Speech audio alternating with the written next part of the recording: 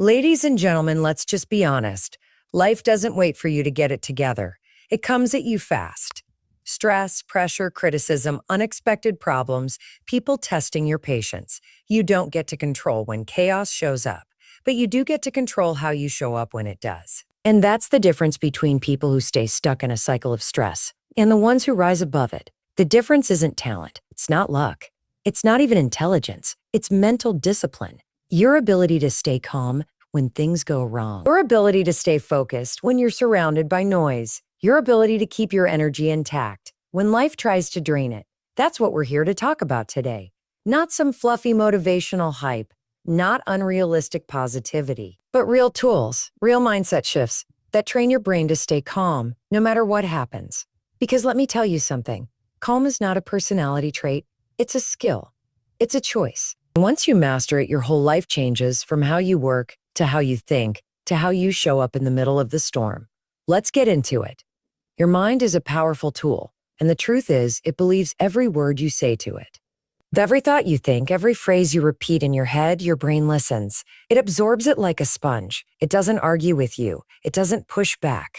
If you keep telling yourself that everything is falling apart, that nothing is working out, that people can't be trusted, your mind starts to make that your reality. It begins to see the world through that lens. And then, even when good things happen, you interpret them in a way that matches the chaos you've trained your brain to see. That's why training your mind isn't optional anymore. It's essential. When something unexpected hits you, your first reaction is usually a result of the programming you've been feeding your brain every single day. If you've been living in a state of mental panic, always bracing for the worst, always assuming the worst-case scenario, then your brain is already primed to freak out at the smallest challenge. But if instead you've been feeding your mind calm, focus, and perspective, then when the storm comes you're able to stand still while everything else shakes. Training your mind to choose calm doesn't mean denying the reality of a situation. It doesn't mean pretending everything's perfect when it isn't. It means choosing the kind of energy you want to live with. It means refusing to let panic make decisions for you, because panic is loud and calm is quiet. And in that quiet space is where all the power lives. When your mind is calm, you see more, you notice details, you hear what people are really saying. You understand the full picture instead of just reacting to one frame. People think that staying calm is a natural gift, that some are just born with it. But that's not true. Staying calm is a decision. It's a skill. And like any skill, it gets better with practice. You don't become calm in the storm by accident. You become calm in the storm by practicing calm when the seas are smooth. That means paying attention to the way you speak to yourself when you're stuck in traffic. That means watching your breath when someone says something irritating. That means asking yourself, is this worth my peace? Before you go charging into a pointless argument, every small moment like that is a rep. Just like in the gym, the more reps you get in, the stronger you become. One of the most important things you can do is change your self-talk. Your self-talk is the script that plays inside your head all day long, and it shapes your emotional state. If your script says, I can't handle this, your brain starts to search for evidence that you're overwhelmed. If your script says, why does this always happen to me? Your brain will go find all the reasons you're unlucky. But if your script says, I can stay calm and figure it out, guess what? Your brain starts looking for solutions. You shift out of survival mode and into problem-solving mode. That's the shift that changes everything. Start paying attention to what you repeat to yourself. Because repetition is what creates belief. You can't say something once and expect your brain to adopt it as truth. You have to drill it in. Say it often. Say it out loud if you need to. Write it down. Put it on sticky notes. Surround yourself with reminders that calm is a choice, not a feeling. Feelings come and go. Choices are intentional. And you can choose calm even when you don't feel calm yet. That choice starts to rewire your brain. It tells your nervous system, we are safe. We are not under attack. We are not going to war with this situation. We are going to breathe, think, and act. It's not magic. It's science. Your brain is like a muscle. And just like your body, it responds to what you do consistently, not occasionally. If you choose calm once a week, you'll feel that once a week. But if you choose calm 10 times a day, in little moments, in big moments, in moments no one else notices, that's when it becomes your new normal. That's when your brain stops defaulting to panic and starts defaulting to presence. Because presence is what calm really is. It's being fully aware of what's happening without letting it own you, without letting it pull you out of your power. Reacting emotionally is a habit. It's not just who you are. It's not a personality trait. It's a pattern your brain has learned over time. When something goes wrong or catches you off guard, your nervous system triggers a familiar response, and your brain follows the script it's used to. That script might involve yelling, shutting down, overthinking, assuming the worst, blaming others, or spiraling into stress. And every time you let that emotional reaction run its course without interrupting it, the pattern gets stronger. It becomes the default. Not because it's helpful, but because it's familiar. And the brain loves what it knows, even if it's damaging. The key to changing that reaction is to recognize it for what it is.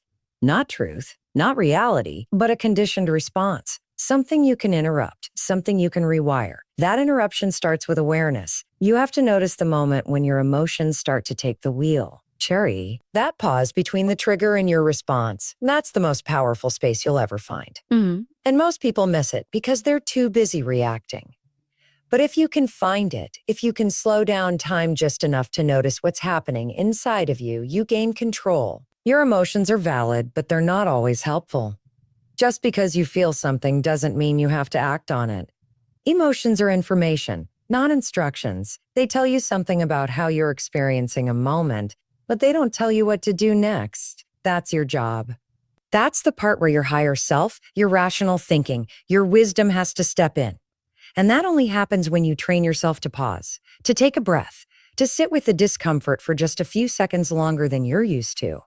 Because in that space, the automatic response loses power. The pause is uncomfortable at first. It feels unnatural. Your body wants to react. It wants to scream or defend or withdraw. But if you can hold still, if you can allow yourself to feel without exploding, you start to reprogram your nervous system. You're telling your brain that it doesn't have to go into survival mode every time something feels threatening. You're proving to yourself that you can handle the moment without losing your center. That's the beginning of real emotional strength. Not just stuffing down feelings, not pretending you're fine, but choosing your response instead of being hijacked by your reaction. Start with small moments. When someone cuts you off in traffic, when your internet goes out, when a friend says something irritating, these are opportunities. Not to suppress your feelings, but to notice them, to breathe through them, to ask yourself, what am I about to do, and is it going to help? That single question can be a game changer. Most emotional reactions don't help. They might feel good for a second, like scratching an itch, but they leave damage behind, damaged relationships, damaged self-respect, damaged trust in yourself. The pause helps you protect those things. Emotional reactions usually have roots. They come from somewhere. That sharp response to criticism. Maybe it's tied to something someone said to you years ago. That anger that bubbles up over small things. Maybe it's masking sadness or fear.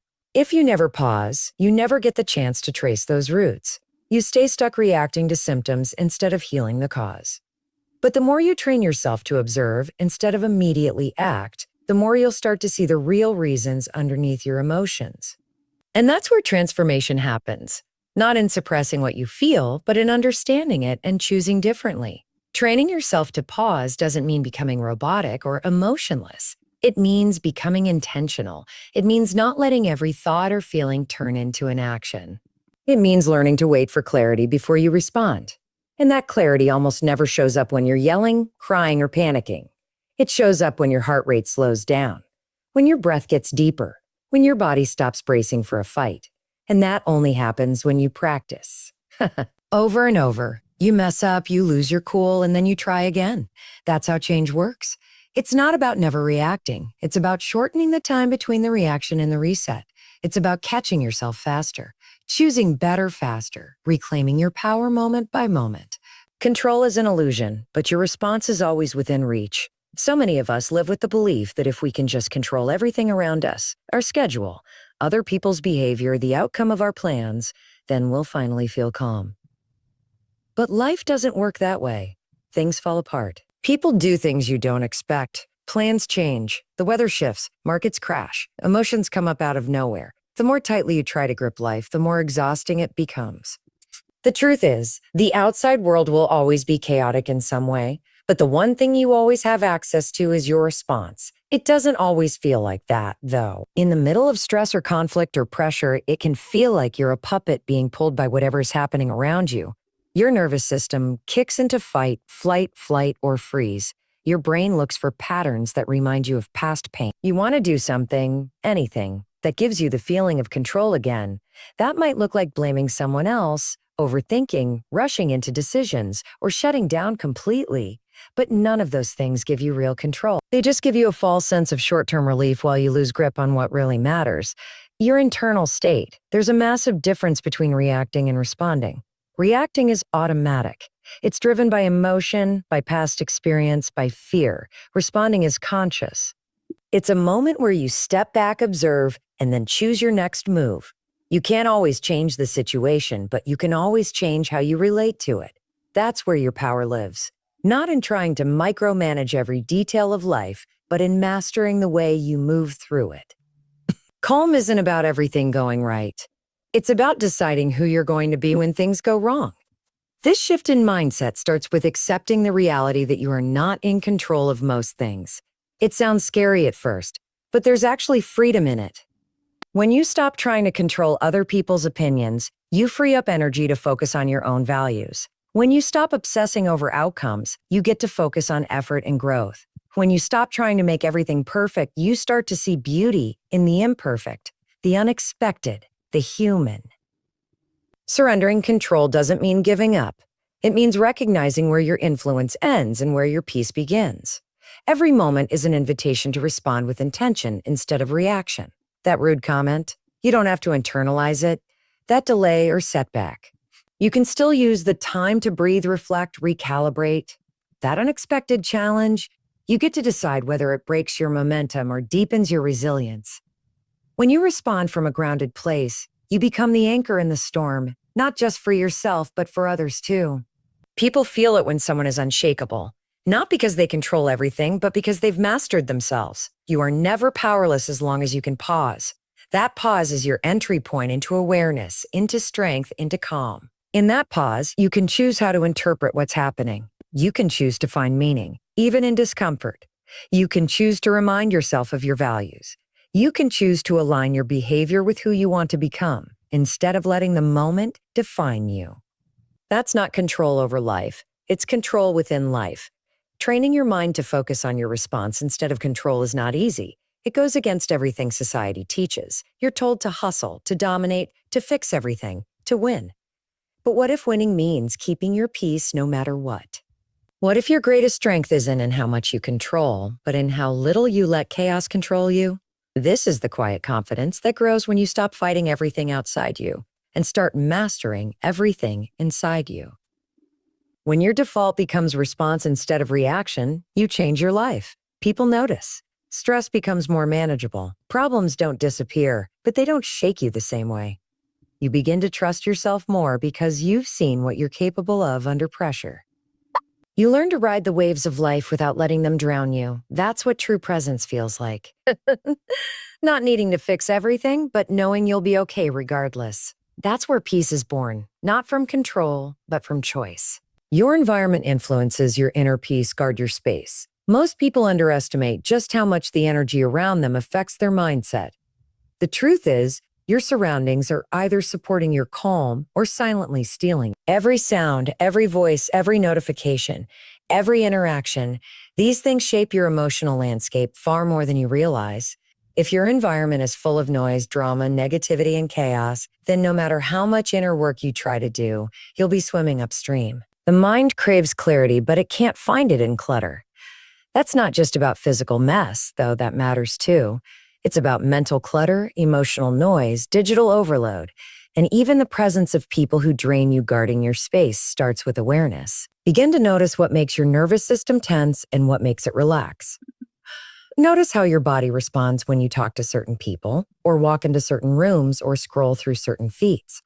Your body knows before your brain catches up. If your shoulders tighten, if your stomach drops, if your mood shifts for no clear reason, that's not random. That's your system reacting to something in your environment. And if you ignore those signs, you're choosing to live disconnected from your own peace. One of the fastest ways to train your mind to stay calm is to create a space that invites calmness. That means setting boundaries, not just with people, but with technology, with noise, with commitments that no longer serve you.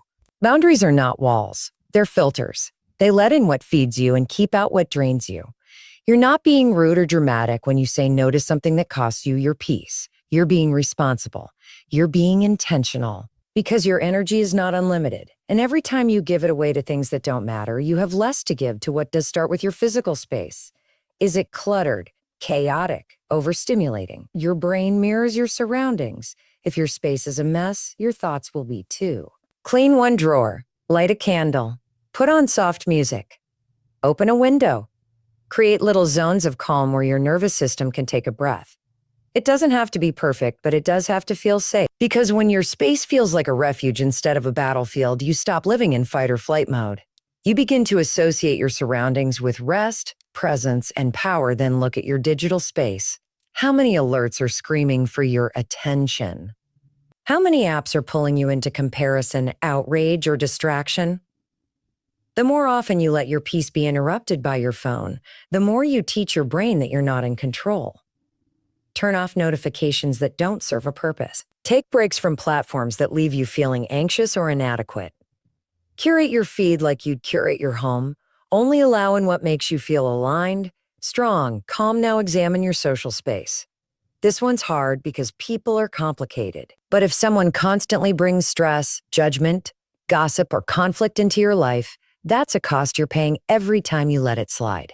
You don't have to make grand announcements or cut people off dramatically. You just have to adjust the access. Some people need to move from the front row to the back row of your life. That's not cruelty, it's clarity. You are allowed to protect your peace from people who don't protect it for you. Guarding your space also means paying attention to your time. Every yes you say is a no to something else. Are you overcommitting? Are you saying yes out of guilt, fear, or habit? Calm requires margin. It needs space to breathe, space to think. If your calendar is suffocating you, your peace doesn't stand a chance. You don't have to earn rest. You don't have to justify quiet. You are allowed to prioritize stillness, to plan nothing, to give your nervous system the break it's begging for. The more you protect your environment, the more stable your mind becomes. You stop waiting for the world to calm down before you feel okay. You realize that peace isn't something you stumble into. It's something you build with small choices, with strong boundaries, with daily intention. Every object, every voice in your life is either helping or hurting your calm. Start choosing wisely. Start guarding your space like it matters, because it does. Calm is not weakness. It's a superpower that multiplies clarity. Somewhere along the way, people started associating calmness with passivity, like it's a sign you don't care enough or aren't reacting quickly enough. But the truth is, staying calm in the middle of chaos is one of the strongest things a person can do. Anyone can lose their temper. Anyone can panic. Anyone can lash out or shut down. That doesn't take strength. That's the easy way out. Real strength is keeping your center when everything around you is trying to pull you off balance. When you're calm, you can think clearly. Your mind isn't hijacked by emotions, and you're able to make decisions from a place of strategy, not survival. In that state, your brain is functioning at its best, creative, analytical, and focused. You're not wasting energy reacting to every stimulus. You're conserving that energy for action that actually moves you forward. And in a world that's constantly demanding reactions, the ability to pause, reflect, and respond with intention gives you an edge. It makes you unshakable. People often mistake loudness for leadership and intensity for intelligence, but the calmest person in the room is usually the one with the most control. They're not fighting for attention. They're absorbing information. They're not trying to win every argument. They're watching patterns. They're not afraid of silence because they know silence often speaks louder than words. Calm people don't rush. They move with purpose. That purpose gives them presence, and that presence gives them influence. Calmness also gives you emotional endurance. Life throws curveballs, and if you're constantly in a reactive state, you burn out fast. But when you cultivate calm, you create space between stimulus and response. That space is where resilience is built. You're not just surviving the moment, you're navigating it. You're adapting, adjusting, and staying rooted. Calm doesn't mean you don't feel stress. It means you don't let stress drive the car. Tidy. It means you feel the pressure, acknowledge it, and choose to stay steady anyway in relationships. Calmness is a game changer. When conflict arises, the calm person sets the tone. They de-escalate instead of inflame. They listen instead of attack. They ask instead of assume. That doesn't mean they don't stand their ground. It means they know how to stand it without turning it into a battlefield. Calm communication is powerful because it invites trust. It signals that you're in control of yourself, which makes others feel safe around you. And when people feel safe, connection grows in work. Calm people are the ones who get called on in a crisis, not because they know all the answers, but because they project stability. While others are spiraling, they're scanning for solutions. While others are blaming, they're brainstorming. While others are rushing, they're prioritizing. Calm leaders inspire confidence because they're not fueled by panic. They're fueled by clarity. They understand that every second spent freaking out is a second lost to fixing the problem. Training yourself to be calm doesn't mean suppressing what you feel.